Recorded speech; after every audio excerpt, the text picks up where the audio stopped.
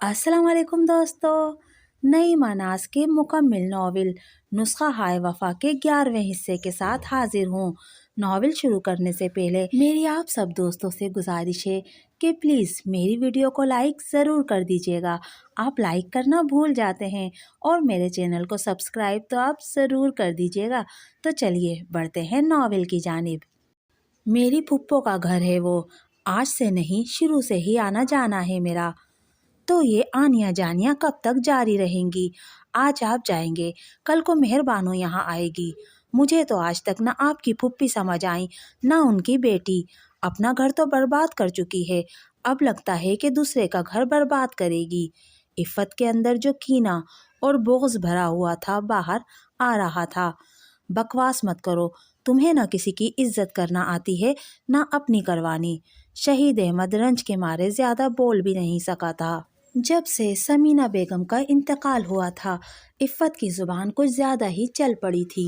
वो खुद ही सोच सोच के राई से पहाड़ बना लेती और फिर इस पहाड़ के बोझ तले शहीद अहमद को भी पीसती और ख़ुद भी रोती कराहती।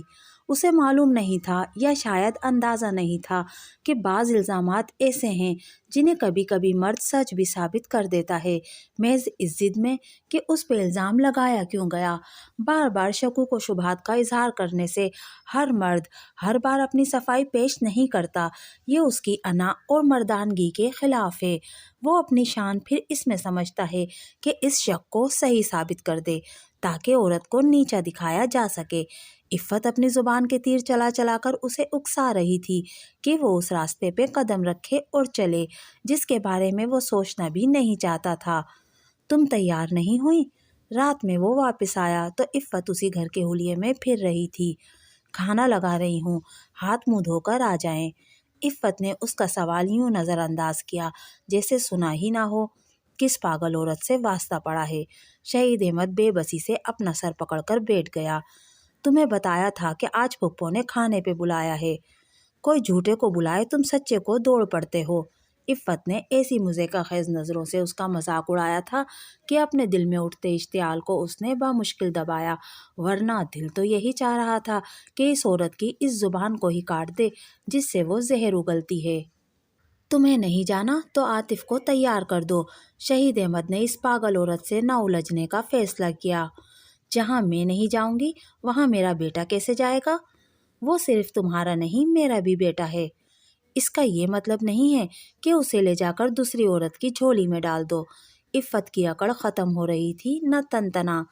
शहीद अहमद के सीने में वो आग भड़क उठी जो इफ़्फ़त की ज़ुबान भड़का रही थी। उसने कहर आलूद निगाहों से उस उल्टी उल्टी खोपड़ी की औरत को देखा और बोला, मैं अपना बेटा क्यों किसी की झोली में डालूंगा? उसकी गोद पहले ही बेटे से भरी हुई है। देखा, तुम्हारे दिल में खोट था ना, जुबान पे आ ही गया। इफ़्फ़त ऐसे भड़की कि उसके हाथ शहीद अहमद के गिरेबान तक पहुंच गए। पीछे हटो पागल औरत। शहीद अहमद ने एक झटके से गिरेबान छुड़ाकर उसे पीछे धक्का दिया। तेरे दिल में शक है ना, और मेरे दिल में खोट। अब देखना, इन दोनों को सच करके दिखाऊंगा। वो फैसला उसकी शरारे उगलती आंखों और गमो गुस्से से भरे दिल से निकला था। इफ़्फ़त नीचे गिरी हुई फटी फटी आंखों से उसका ये रूप पहली बार देख रही थी। गुस्से की शदीद आग में झुलसता हुआ वो घर से निकला था। फुप्पो के घर के सामने रुका तो फिर आगे निकल गया। कितनी देर बेमकसद सड़क पर चलता रहा। मौसम ठंडा था, हवा सर्द थी, फिर भी गुस्से की आग कम नहीं हो रही थी। काफ़ी देर पर बहुत दूर तक जाने के बाद वो वापस पलटा, अपनी गली तक आया, फिर फुप्पो के घर की तरफ मुड़ गया। इतनी देर लगा दी, कब से तुम्हारा इंतज़ार हो रहा था। हुमैरा फुप्पो उसे देखते ही खुशदिली से बोली। फिर अचानक ही उन्हें ख्याल आया, अरे क्या अकेले ही चले आए? बीवी बच्चे को साथ नहीं लाए? उन्हें भी तो बुलाया था। तबीयत ठीक नहीं है इफ़्फ़त की, आतिफ सो गया था, इसलिए मैं अकेला ही चला आया। थका हारा पजमजदा चेहरे के साथ झूठ बोलता हुआ वो सोफे पर गिर सा गया।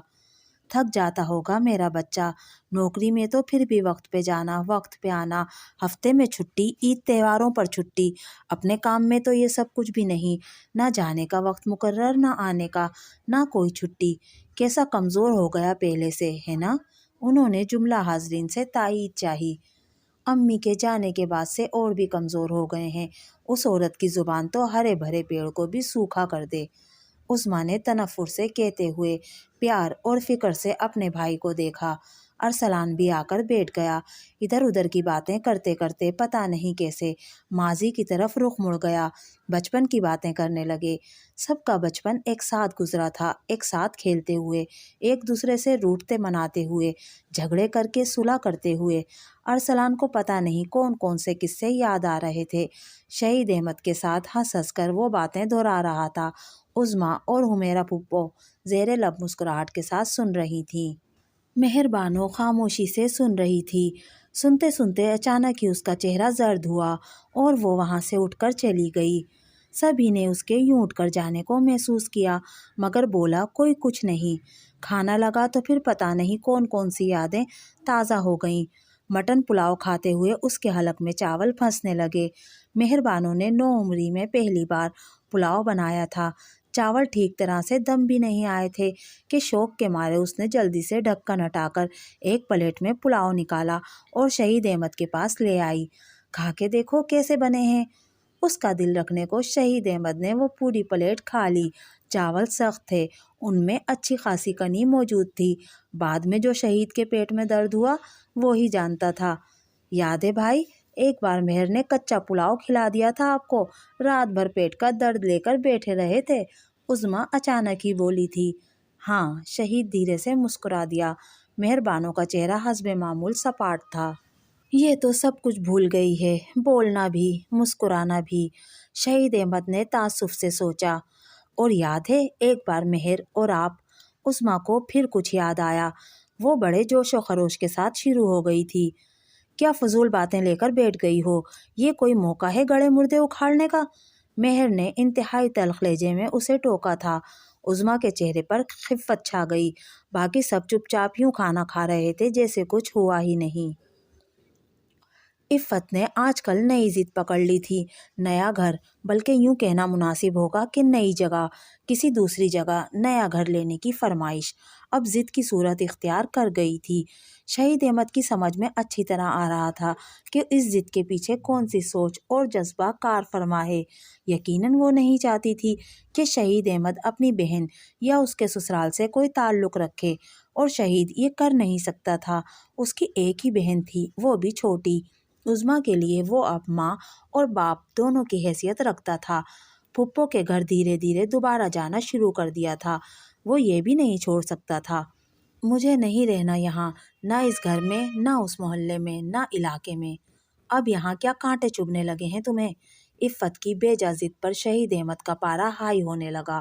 ایک نہیں، کئی کانٹے ہیں یہاں، کہو تو نام بتا دوں ان کانٹوں کے؟ عفت نے شعلہ بار نگاہوں سے شوہر کو دیکھا۔ اس کی نئی سرگرمیاں یا آنیاں جانیاں عفت سے پوشیدہ نہیں تھیں۔ بلا وجہ کے وہم پالے ہوئے ہیں تم نے۔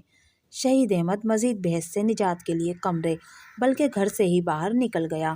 وہ عفت کی دن رات دوسرے گھر کی رٹ سے عاجز آ گیا تھا۔ وہ اپنی زندگی کو سیدھے سادے طریقے سے ایک ہی رستے پر گامزن رکھنا چاہتا تھا، مگر ہم سفر بھی تو ساتھ دے۔ بدگمانی اور شکوک و شبہات نے عفت کی آنکھوں پر پٹی باندھی ہوئی تھی، اس کے دل و دماغ کو اپنے شکنجے میں لیا ہوا تھا۔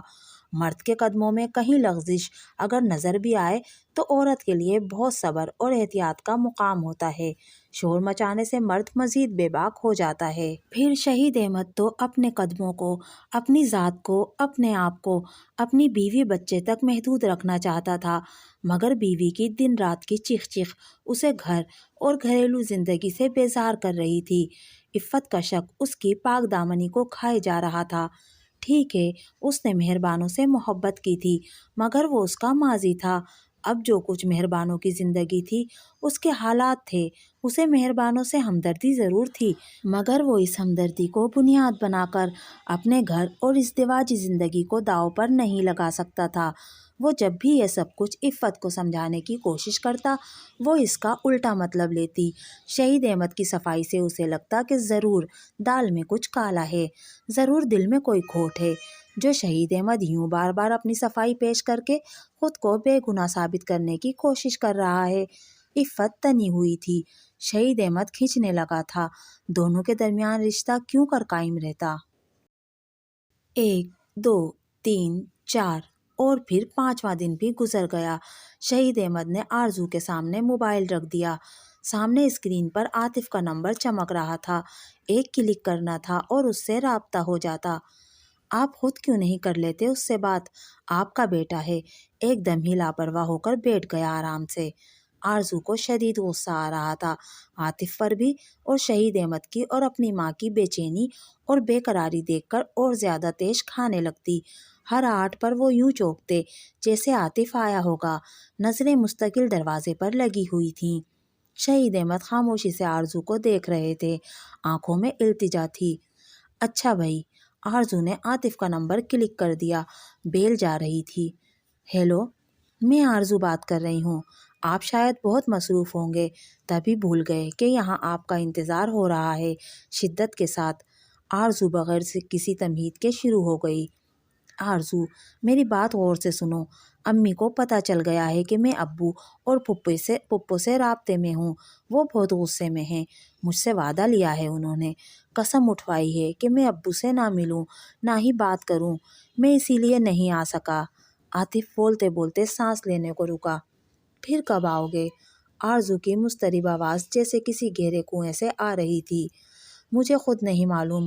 کوشش کر رہا ہوں کسی طرح امی کو منا لوں، مگر مجھے معلوم ہے کہ میری کوشش کامیابی کی منزل شاید ہی چھو سکے۔ عاطف کا لہجہ یاسیت کی حدوں کو چھو رہا تھا۔ ابو اور پھپھو کو ہرگز کچھ مت بتانا، دعا کرنا کوئی راستہ نکل آئے۔ عاطف کا شکستہ لہجہ اسے توڑ گیا۔ راستہ کہاں سے نکلے؟ گھنے جنگلوں میں، اندھی گپاؤں میں، تاریک سرنگوں، جلتے بھنتے ریگستانوں میں، اور آسمان کو چھوتی سنگلاخ چوٹیوں میں کہیں نہ کوئی راستہ نکل ہی آتا ہے، مگر زندگی اس گنبد میں کہاں سے راستہ پائے گی جہاں کوئی در ہو نہ دریچہ۔ آرزو خیالات کی بھول بھلائیوں میں ایسی الجھی کہ ان دو چہروں کی طرف دھیان بعد میں گیا جو کرب کی لکیریں خود پر سجائے بے آنس آنکھوں اور نامراد دلوں کے ساتھ سر جھکائے بیٹھے تھے۔ دروازے کی طرف دیکھنے کا اور دیکھتے رہنے کا کیا فائدہ تھا؟ آنے والے کی آمد کا راستہ نفرت کے زہریلے کانٹوں سے اٹ گیا تھا۔ آرزو ماں اور ماموں کے دکھی مایوس چہرے دیکھ کر خود کو ملامت کر رہی تھی۔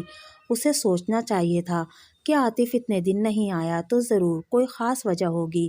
اس نے بے سوچے سمجھے اسپیکر کھول کر ماموں کے سامنے موبائل رکھ دیا اور انہوں نے سن لیا وہ سب جو انہیں نہیں سننا چاہیے تھا۔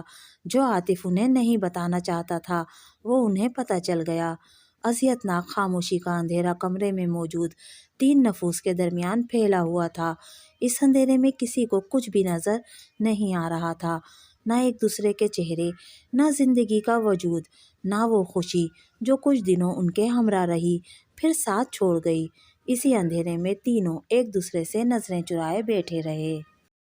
وہ حسب معمول آن لائن تھی، اپنی کھنکتی ہنسی کے ہمراہ۔ آج کل آپ بڑے چپ چپ سے ہیں؟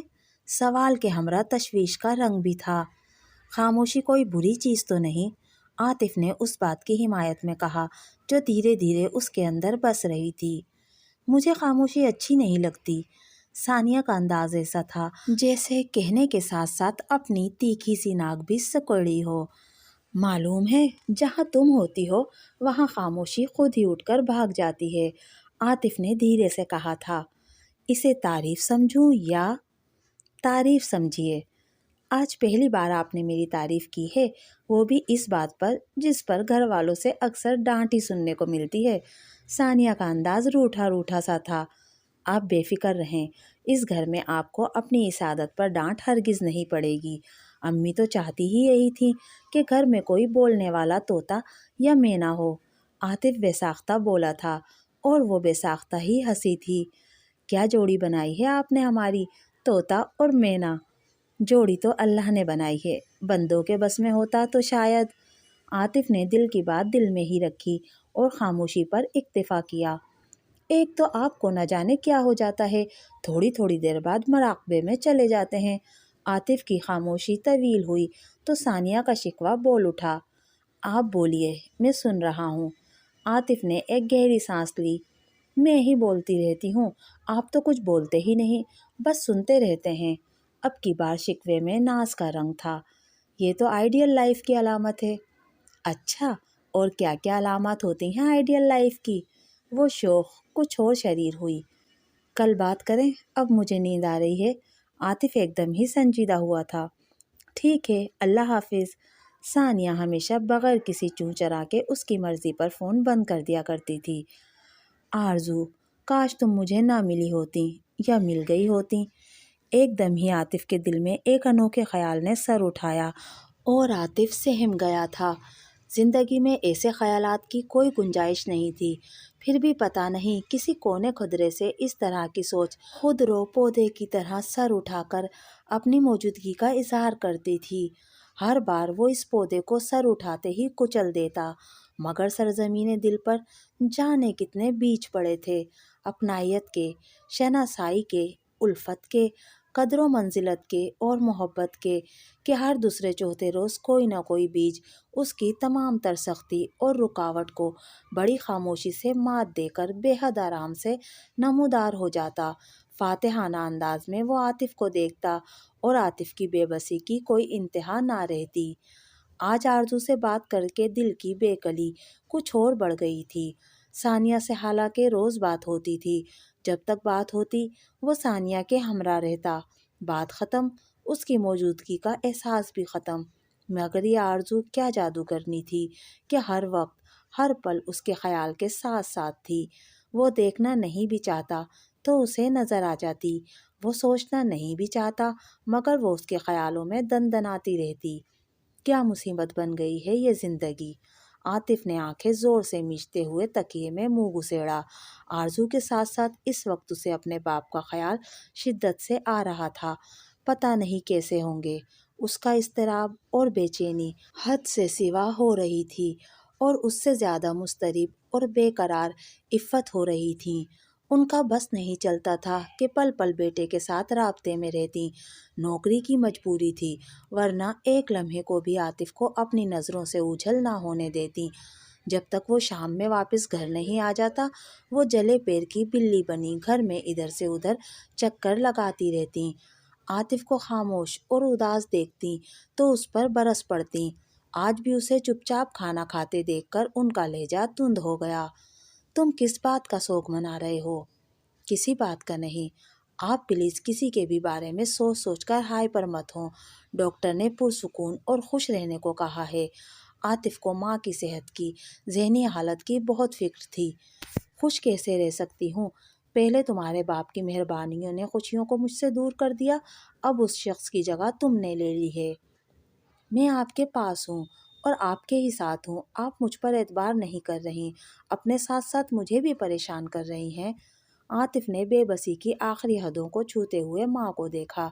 بیک وقت دو ایسے لوگوں سے محبت کرنا جو آپس میں بیگانگی اور نفرت کا رشتہ رکھتے ہیں بہت ہی جانگسل اور مشکل کام ہے، راہ میں سانسیں اکھڑنے والا معاملہ ہوتا ہے۔